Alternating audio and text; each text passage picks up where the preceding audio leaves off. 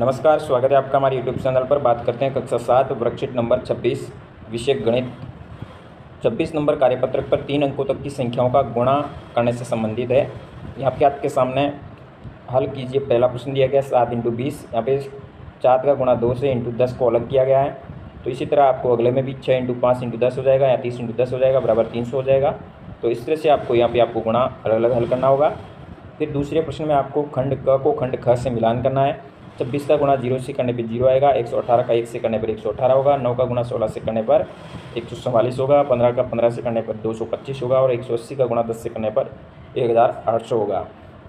इसी तरह 45 का 21 से गुणा करने पर 945 लिखेंगे, 71 का 82 से करने पर 5822। सभी इस तरह से गुणा हल करेंगे। फिर आगे उदाहरण को देखकर छूटी हुई संख्याएँ आपको लिखनी है।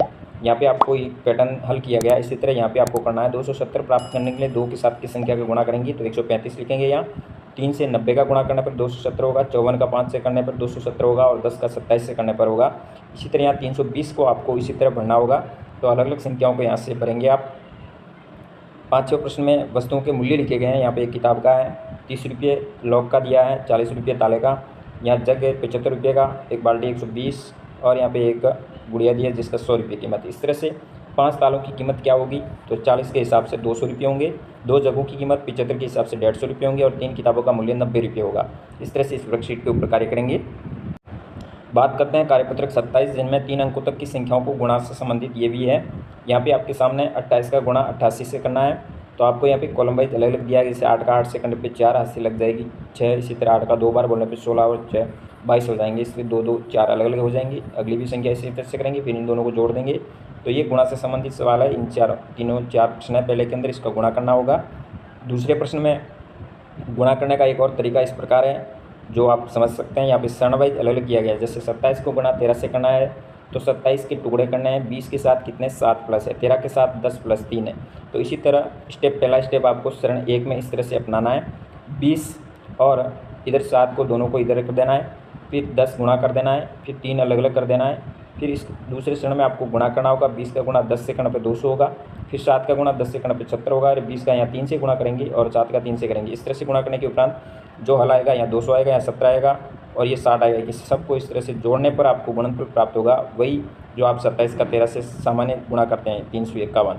तो इस तरह से आपको दूसरे और तीसरे प्रश्न में भी आपको इसी तरह से गुणा करना होगा, इस अलग तरीके से आपको सभी को। तो यहाँ पे इसको जोड़ना होगा इसी तरह से। प्रथम, सेकंड और तृतीय चरण में आपको इसी तरह से कंप्लीट करते हुए इन दोनों संख्याओं का गुणा करेंगे। बात करते हैं कार्यपत्रक 28 की। 28 में 3 अंकों तक की संख्याओं का गुणा करने से संबंधित दक्षता आधारित है। खंड क और खंड ख से मिलान करना है। यहाँ 512 का 0 से गुणा करने पर 0 आएगा, 312 का 10 से करने पर 3110 आएगा, 20 आएगा, 312 का 100 से करने पर 31200 आएगा, 512 का 100 से गुणा करने पर 51200 आएगा। तो इस तरह से मिलान करेंगे। फिर दूसरे प्रश्न में वापस आपको गुणा करना है। 354 का 14 से गुणा करने पर 4956 आएंगे, लेकिन आपको इस तरीके से करना है। यहाँ पे 354 का पहले 4 से गुणा करेंगे, फिर 10 से करेंगे, फिर एक को जोड़ेंगे। इसी तरह इसको भी आपको गुणा हल करना होगा। फिर तीसरे प्रश्न में वापस आपको गुणा से संबंधित है। 85 का गुणा 12 से करेंगे, 234 का गुणा 205 से करेंगे। चौथे प्रश्न में राजकीय उच्च माध्यमिक विद्यालय लसाड़िया में एक छात्र का शुल्क है वो 265 रुपये है। वहाँ पे टोटल 162 छात्र पढ़ते हैं। तो एक छात्र का 262 है, तो 162 छात्रों का ज्ञात करने के लिए 265 का गुणा 162 से करेंगे, टोटल हो जाएगा 42,930। यानी किसी भी एक वस्तु का मूल्य दिया अधिक का ज्ञात करने के लिए गुणा किया जाता है। तो यहाँ एक छात्र का शुल्क दिया है, 162 का ज्ञात करना है तो गुणा करेंगे, तो टोटल शुल्क हो जाएगा 42,930 रुपये। बात करते हैं वर्कशीट नंबर 29 की। यहाँ पर भी गुणा से संबंधित है। यहाँ 353 का 35 से गुणा है, 195 का 92 से गुणा है। तो इस तरह से गुणा हल करेंगे। या डायरेक्ट गुणा हल करके आप योगफल लिख सकते हैं, क्योंकि इतनी यहाँ पे जगह नहीं दी गई है। तो सिंपल आपको डायरेक्ट जोड़ करके यहाँ पे गुणा की लिख देनी है। फिर दूसरे प्रश्न में आपके सामने एक मूल्य की सूची दी गई है।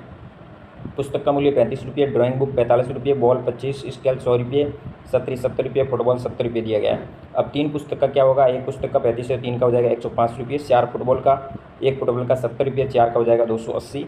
इसी तरह 10 छतरियों का 700 रुपये हो जाएंगे, 5 ड्राइंग बुक का 225 रुपये हो जाएंगे, 10 बॉल का 250 हो जाएंगे, 10 स्केल का 1000 हो जाएगा। इस तरह से गुणा करके लिखेंगे। तीसरे प्रश्न में एक दूध के कैन में 50 लीटर दूध आता है, तो ऐसे ही 4 कैन में कितना आएगा, तो 50 का गुणा 60 से करेंगे, 200 लीटर दूध आएगा। इसी तरह एक टोकरी में 300 आम है, ऐसे ही 3 टोकरियों में कितना आएंगे, तो एक टोकरी में 300, 3 टोकरी बराबर 300 × 3 यानी 900 आम टोटल आएंगे। तो इस तरह से इस वर्कशीट पे कार्य करेंगे। बात करते हैं कार्यपत्रक 30 की, जहाँ पे 4 अंकों की संख्याओं का गुणा करने से संबंधित है। यहाँ पे 424 का गुणा 757 से करना है, 982 का गुणा 863 से करना है। यहाँ पे आपको डबल गुणा ऐसे करना होगा, पहले 7 का, फिर 5 का, फिर 6 का। यहाँ पे जनरल गुणा दिया गया है, अलग तरीके से नहीं है। तो यहाँ पे आपको इस तरह से गुणा करने होंगे, 1 से लगा के 7 तक। फिर अगले दूसरे प्रश्न में 51 का सफ़र घर से स्कूल, स्कूल से घर, यानी 51 के स्कूल और घर के बीच की दूरी दी है 1875 मीटर। 51 प्रतिदिन स्कूल आने जाने में दूरी 2 बार तय करता है, आने और जाने में 2 बार करता है, यानी इसका 2 से गुणा करेंगे। फिर बताइए 6 दिन में वो टोटल कितनी दूरी तय करेगा। तो आने जाने का 2 से गुणा करेंगे, फिर जो आता है उसको 6 से गुणा करने पर आ जाएगा, 22,500 मीटर टोटल दूरी तय करेगा। फिर तीसरे प्रश्न में गणतंत्र दिवस मनाने के लिए विद्यार्थियों ने कागज़ की कुछ झंडियाँ बनाने की सोची। यदि विद्यालय में 330 विद्यार्थी और प्रत्येक विद्यार्थी ने 30 झंडियाँ बनाई तो नीचे दिए गए प्रश्नों की उत्तर देना है। अब 330 टोटल विद्यार्थी है, प्रत्येक विद्यार्थी ने 30 बनाई, टोटल झंडियाँ कितनी बनेगी। तो 330 का 30 से गुणा करने पर हो जाएगा 9,900 टोटल झंडियाँ बनेगी। अब झंडियाँ बनाने के बाद स्कूल के सभी कक्षाओं में बराबर झंडियाँ लगानी है। कुल 8 कक्षाएँ हैं, हर कक्षा में कितनी झंडियाँ आएगी। 9,900 में आप 8 का भाग देने पर प्रत्येक क्लास में 1,237 झंडियाँ आएगी, फिर भी 4 झंडियाँ शेष रहेगी। तो इस प्रश्न में आपको पूछा गया है कि कुछ सभी झंडियाँ लगाने के बाद बराबर क्या पीछे शेष रहती है या बचती है। तो उत्तर हो जाएगा 4 झंडियाँ शेष रहेगी। तो इस तरह से आप वर्कशीट नंबर 30 तक कार्य करेंगे। धन्यवाद। जय हिंद, वंदे मातरम।